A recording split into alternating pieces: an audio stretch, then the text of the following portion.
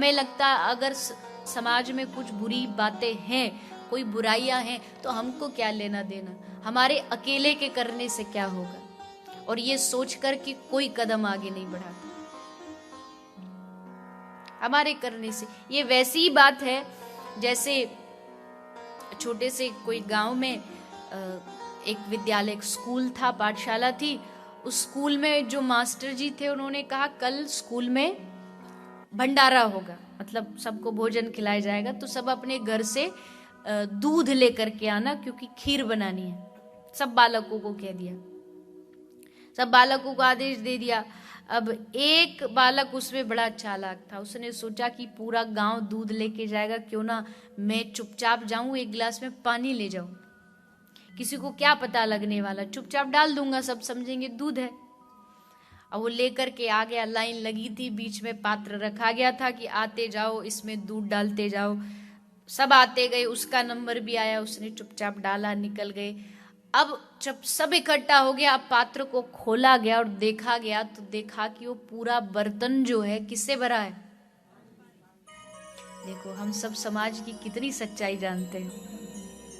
ऐसा लग रहा है जैसे हमको भी मौका मिलता तो पानी दे के आते। क्यों पानी से भरा था? बोले सबने उसके जैसे ही सोचा कि तेरे अकेले के डालने से क्या फर्क पड़ेगा, कुछ पता ही नहीं लगेगा, तो मैं भी डाल देता हूं। ऐसा करते करते समाज में यही होता है। एक व्यक्ति भी अगर बुराई के खिलाफ आवाज उठाए, एक व्यक्ति भी गलत के प्रति अपनी आवाज को उठाएगा तो समाज में बहुत परिवर्तन आ सकता है। कई बार लोग मुझे ही बोल देते हैं कि ये गाय गाय गाय, इसको आप लोग तक बोलते हो, पशुओं को बचाओ, पशुओं को बचाओ, क्या क्या होने वाला है, इससे थोड़ी कुछ बंद होने वाला है। मुझे पता है कि मेरी अकेले की बात कब तक और कहां तक पहुंचेगी ये भगवान जाने। और जिस कदर आज विश्व में पशुओं को मारा जा रहा है, उस हिसाब से देखा जाए तो मैं कितना भी कहूं, कितना भी चिल्लाऊं, वो बंद तो नहीं हो सकता। लेकिन अगर हमारे कहने से एक प्राणी भी बच जाए, एक जीव भी बच जाए, तो वो भी उपलब्धि है कि कम से कम एक ने तो माना, एक ने तो इस बात को समझा।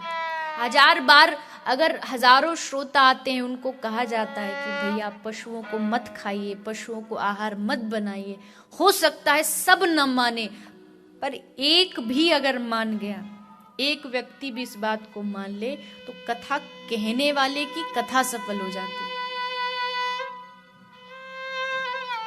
आज जिस कदर पूरी पाश्चात्य संस्कृति, देखिए मैं इस बात के बिल्कुल भी फेवर में नहीं हूं कि मैं वेस्टर्न कल्चर को बुरा कहूं। कई बार हम कह देते अरे पाश्चात्य संस्कृति का विरोध करिए, ये करिए, वो। पाश्चात्य संस्कृति में, वेस्टर्न कल्चर में जो अच्छा है वो अपनाने योग्य है, उसमें कोई बुराई नहीं है। कोई चीज जहां से अच्छी मिले तो उसको सीखने में क्या बुराई है। इस सभ्यता से भी आपको जो अच्छा सीखने को मिले वो आप जरूर सीखिए। लेकिन कुछ चीजें, बात पहनावे की दूर रही, बात दूसरी और सब बातें अलग, लेकिन आप यही मन में विचार करिए कि आप जिस संस्कृति को अपना रहे हैं, जिसको आज की पीढ़ी अपना रही है, पशुओं को खा रहे हैं, पशुओं को आहार बना रहे हैं, इससे कितना पाप अधर्म इस ब्रह्मांड में भर रहा है। इतना तो विज्ञान भी मानती है कि वाइब्रेशन नाम की भी एक चीज होती है। वाइब्रेशन, एक नेगेटिव एनर्जी होती है, एक पॉजिटिव एनर्जी होती है। अब फर्क कितना है, हमारी संस्कृति पहले कहती थी कि एक आसुरी शक्ति है और एक देव शक्ति। जैसे पूरी रात भर जागना ये आसुरी शक्ति है, ऐसा हमारे ऋषि महात्मा कहते थे, हमने नहीं माना। हमारी संस्कृति कहती थी समय पर रहते भोजन कर लीजिए, समय पर रह के भोजन करके रात्रि को विश्राम करिए, सूर्योदय से पहले जाग जाइए, इससे आपको देव शक्ति मिलेगी। हमने नहीं माना। वही अमेरिका ने आके बता दिया कि पॉजिटिव एनर्जी, नेगेटिव एनर्जी, तो हम मानने लगे। वाइब्रेशन सबसे ज्यादा जो होती है वो भोजन के द्वारा हमारे अंदर जाती है।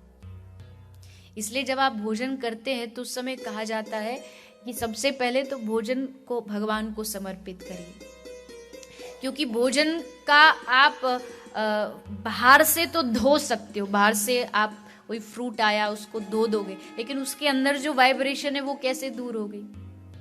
उसके लिए आपको उसको भगवान को समर्पित करना पड़ता है, पहले उसको हाथ जोड़ के भगवान को अर्पित करना होता है।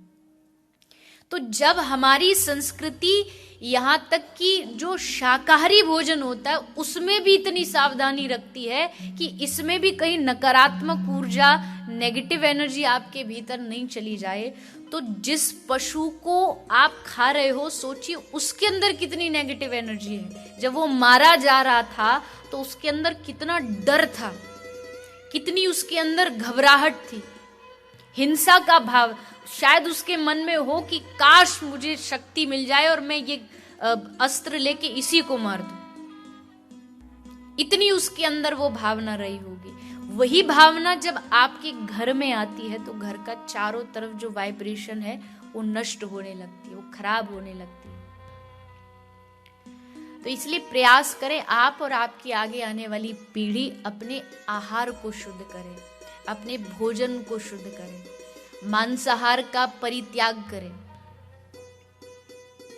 और पता नहीं आजकल एक बड़ा अजीब कॉन्सेप्ट चला हुआ है कि एग जो है वो वेजिटेरियन में आता है। पता नहीं किस महापुरुष ने ये बता दिया। कहते हैं कि ये खाइए इससे आपकी शक्ति बढ़ेगी। अरे हमारे महापुरुषों ने शक्ति बढ़ाने के लिए कितनी अच्छी अच्छी आयुर्वेदिक चीजें बताई हैं, वो खाइए। किसी को मार के कौन सी शक्ति बढ़ानी? क्या न्यूट्रिशन आपको उससे प्राप्त? बोले इसमें न्यूट्रिशन बहुत होता है। क्या होगा उसमें? केवल उसका प्राण, उसका जीव हमने लेकर के अपना स्वाद बना लिया, बस। छोड़ देते हो उस भोजन को जिसमें एक बाल होता है, बाल भी भोजन में निकल आते तो बोले हम नहीं खाएंगे इसको।